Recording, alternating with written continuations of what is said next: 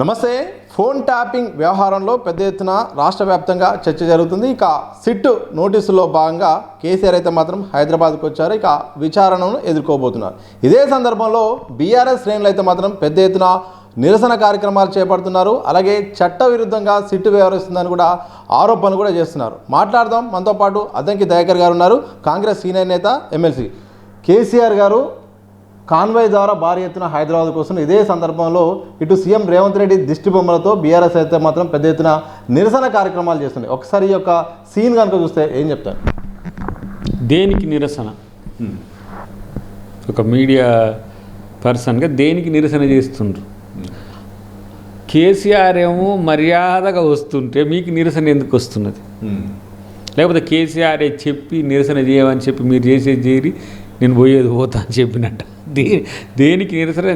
SIT విచారణ, arrest కాదు కదా ఇది. దాంట్లో 161, 162 అనేది ఏంటంటే అధికారులైనా రాజకీయ నాయకులైనా సరే మీకు తెలిసిన సమాచారం చెప్పడానికి పిలుస్తారు. మీరు తెలిసిన సమాచారం చెప్పడానికి పిలిస్తే నేనే ముద్దాయిని ఒప్పుకున్నట్టు అనిపిస్తలేదా? అట్లా అర్థం చేసుకోవాలా? అంతే కదా. లేకపోతే నిరసన దేనికి? మనం కంపేర్ చేసుకుందాం. సోనియా గాంధీ గారిని ఈడీ ఆఫీస్కి పిలిచిండ్రు. ఆమె కూడా 70+ కదా. నేరుగా ఆమె ఈడీ ఆఫీస్కి పోయింది. పోయి వాళ్ళతో మేము అప్పుడు ఆ రోజు అక్కడే ఉన్నాం. అందరం నిరసన వద్దని చెప్పింది ఆమె. నిరసన చెప్పకండి, మీరు అసలు ఈ ధర్నాలు ఇట్లాంటివి చేయకండి అని అంటే సరే చాలామంది ఆగక చేసిండ్రు. అట్లనే కేసీఆర్ కూడా చేసిండ్రు అనుకుందాం. ఆమె ఈడీ ఆఫీస్కి పోయి మళ్ళీ కూర్చొని ఇప్పుడు నుంచి నన్ను ఎన్ని రోజులు పెట్టుకుంటారో పెట్టుకోండి, కానీ ఇప్పుడు ఎంక్వైరీ కంప్లీట్ చేయండి. ఓకే, అది మా పత్రికలో మేము పెట్టుబడులు పెడితే మేము అన్యాయం చేసినామని చెప్పి బీజేపీ వాళ్ళు చేసిండ్రు ఆ రోజు. కానీ ఇలా నేను వస్తా, నేను ఎడికైనా వస్తా, నేను సహకరిస్తా అని చెప్పుకుంటా మరి ఏమంటారు కదా, అంటారు కదా, ఇటు రేగ చూపి అటు చూపి ఇదంతా ఈ కథలన్నీ ఎందుకు పడుతున్నట్టు మరి. కాబట్టి ఇవన్నీ కూడా తెలిసినాయి. పెద్దగా దానికి ఏం పెద్దగా సీరియస్గా తీసుకోవాల్సి. మళ్ళీ వాళ్ళు పండుకున్న వాళ్ళని లేపుకున్నారు. గతంలో ఎవరైతే ఉన్నారో వాళ్ళు పండుకున్న వాళ్ళని లేపుకుంటానికి ఆ మున్సిపల్ ఎలక్షన్కి పనికొస్తాయనో దేనికో తిరిగాను. కానీ మొత్తానికి మంచిగా ప్రిపేర్ అయ్యి వచ్చిండు కాక అని అర్థమైంది. ఈ ప్రిపరేషన్ అనేది ఎన్నికలపై ప్రభావం చూపే అవకాశం ఉందా? ఇప్పుడు గుర్తుతో జరిగే మున్సిపల్ ఎన్నికలు చాలా కీలకము. సింపతి కూడా వర్కౌట్ అవుతుందని కూడా బీఆర్ఎస్ ఒకవేళ యోచిస్తే అది అని వాళ్ళకి పనిచేస్తుందా? దొంగతనానికి కూడా సింపతి ఉంటుందా అంటే మరి దొంగలే సింపతిదారులు అయిపోతారు. ఇక అంటే దొంగతనం ఆరోపణ ఉన్నా కూడా వాళ్ళకి సింపతి వస్తుంది అన్నట్టు. ఇప్పుడు మీకు వాస్తవాలు తెలియవా? ఏ మూసీల ఫైల్స్ అన్ని తేలినాయి, ఎక్కడ విధ్వంసం చేసిరా, టూల్స్ అన్ని ఎడ చేసిరా అనేది. కాబట్టి సమాధానం చెప్పలేక రాజకీయం చేసుకోవడానికి ఒక ప్రయత్నం చేసినా కూడా దానివల్ల సింపతి రాదు, బోందా రాదు. ఏమైనా సరే వాళ్ళు ఏదో వాళ్ళు ఉపసమ్మతి ఒకరికి కేసీఆర్ మేమిట్ట చేసినాం చెప్పుకోవడానికి పనికి వస్తుంది తప్పితే మరొకటి కాదు. సిట్టు నాకు గౌరవించలేదు, నా వయసుకు రెస్పెక్ట్ ఇవ్వలేదు, సుప్రీంకోర్టు నిబంధనలు కూడా ఉల్లంఘించింది, ఎర్రవల్లికి ఇక్కడ నోటీసులు పంపించాల్సిన అవసరం ఉన్నా కానీ కావాలనే గోడకు అతుకుపెట్టి నన్ను అవమానించేలాగా ఒక చట్టవిరుద్ధమైన చర్య చేపట్టిందని కూడా కేసీఆర్ యొక్క రిప్లైలో చెప్పారు.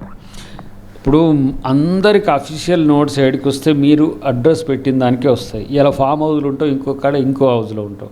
ఆడికి కూడా తెచ్చి ఇక్కడ ఉన్నరా అంటే కలవదు. అట్లా నీ ఇల్లే కదా నందినగర్. నువ్వు ఆ రోజు నీకు దెబ్బ తగిలిన రోజు కూడా పోయి ఉండి రెస్ట్ తీసుకున్నది నీ ఇంటికి అన్నే కదా. అసెంబ్లీలో అడ్రస్ పెట్టింది ఏడబెట్టిండ్రు అన్నే కదా. ఫామ్ హౌస్కు పోవడం అనేది పోలీసులు అనేది ఫామ్ హౌస్లకు పోతారు. అట్లా పోవచ్చా? ముందే పోతామని చెప్పారు కదా, ఎక్కడ పిలిస్తే అక్కడికి వస్తామని చెప్పారు. కానీ ఫామ్ హౌస్ అనే దానికి ఇంటికి తేడా ఉంటుంది. మరి మీకు లేదేమో నాకు తెలియదు. కానీ రేపు ఇంకో హౌస్కు పోది కూడా ఆడికి కూడా రమ్మంటావు, ఈడ ఉంటా అంటే వస్తారా? అట్లా అది పద్ధత? గింత రాజకీయం చేసి 9 సంవత్సరాలు ముఖ్యమంత్రిగా తెలిసిన వానికి గీ మాత్రం సోయి లేదా? అది రెసిడెన్స్ అని పెట్టేస్తే రెసిడెన్షియల్ అడ్రస్ ఆడ పెట్టుకుంటే నేను గజ్వేల్లో ఉన్నప్పుడు చెప్పుకోవచ్చు. ఫర్ ఎగ్జాంపుల్ నాలాంటి వాడిని అడిగినా గజ్వేల్ నా కాన్స్టిట్యువెన్సీ, గజ్వేల్లో నా ఇల్లు ఉంది, నా ఇంటి నెంబర్ ఇది, అది ఈ ఫామ్లో ఉన్నది, మీరు ఇక్కడికి రండి అని అడ్రస్ చేంజ్ చేసుకుంటే బాగుండు. అడ్రస్ ఇడబెట్టి అడ్రస్ లేని కాడికి అడ్రస్ వెతుక్కుంటూ పోమంటే అది చట్టం ఒప్పుకోదు. రేపు కోర్టు కూడా దాన్ని పట్ల వ్యతిరేకంగా ఉంటుంది. కాబట్టి పోలీసులు అట్లా చేసిండ్రు. అది ఆయనకు తెలుసు. దాన్ని రాజకీయం చేయడానికి ఒక ప్లాన్ చేస్తారు. సిట్టు విచారణ మొత్తం కూడా చాలా కాలయాపన జరుగుతుంది. సిట్టు 1, సిట్టు 2 అని కూడా 1 సంవత్సరం నుండి నడుస్తోంది. అధికారుల వరకే పరిమితం అవుతుంది, ఇది ఒక నిఘా సంస్థ, వాళ్ళ పని వాళ్ళు చేస్తుంది, మాకు ఎలా సంబంధం ఉంటుందని కూడా కేసీఆర్ అంటున్నారు. మీకున్న అంచనా ప్రకారం అధికారుల వరకే ఆగుతుందా, లేకపోతే రాజకీయ నాయకులకు కూడా దీనికి టచ్ అవుతుందా, లేకపోతే అన్ని రాజకీయ కేసులాగే ఇది కూడా కొంతకాలం నడిచి ఆగిపోతుందా? అది సిట్ కెరక. సిట్ ఇచ్చే నివేదిక ప్రకారం కోర్టులు చూసుకుంటాయి.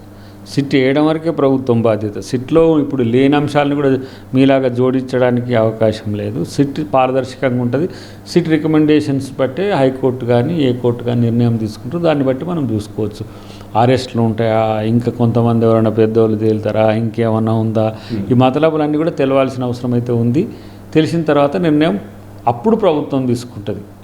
ప్రభుత్వం కూడా ఏంటిది చేసిన క్రిమినాలిటీకి ఉంటే చట్టపరమైన చర్యలకు మాత్రమే ప్రభుత్వం పడుతుంది. కానీ వాళ్ళ మాదిరిగా ఇష్టం వచ్చినట్టుగా వివరించడానికి కాంగ్రెస్ ప్రభుత్వం సిద్ధంగా లేదు, రేవంత్ రెడ్డి గారు అంతకంటే సిద్ధంగా ఉండరు. మొత్తం ఫోన్ ట్యాపింగ్ వ్యవహారంలో చివరిగా చెప్పండి, ఇది ఒక డైవర్షన్ డ్రామా, కక్ష సాధింపు చర్యలు, ఇది ప్రభుత్వం దగ్గరుండి సీఎం రేవంత్ రెడ్డి కనుసన్నల్లో జరుగుతుంది.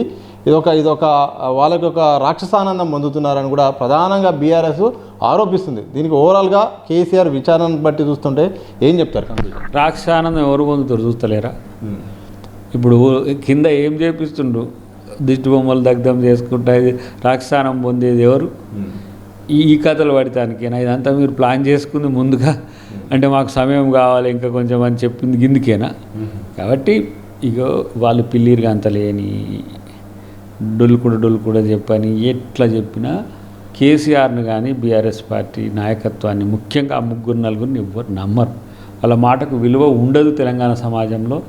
వాళ్ళు తెలంగాణకే ద్రోహం చేసిండ్రు. ఎందుకంటే తెలంగాణ రాష్ట్ర సమితిని పెట్టి తెలంగాణను వాళ్ళ పార్టీ దాంట్లోకి వెళ్ళి ఆ పదం తీసేసినప్పుడే ప్రజలు వాళ్ళ గుండెలకు వెళ్ళి అసలు ఇదేం పార్టీ రా, దీన్ని అసలు వీళ్ళు అవకాశవాద రాజకీయాలని చెప్పేసి ఎప్పుడో బండకేసి బాధిండ్రు. కాబట్టి వాళ్ళు చెప్పింది పట్టించుకుంటారని టెస్ట్ చేసుకుంటారు. వాళ్ళు టెస్ట్ చేసుకున్నాక కూడా రేపు తెలుస్తుంది.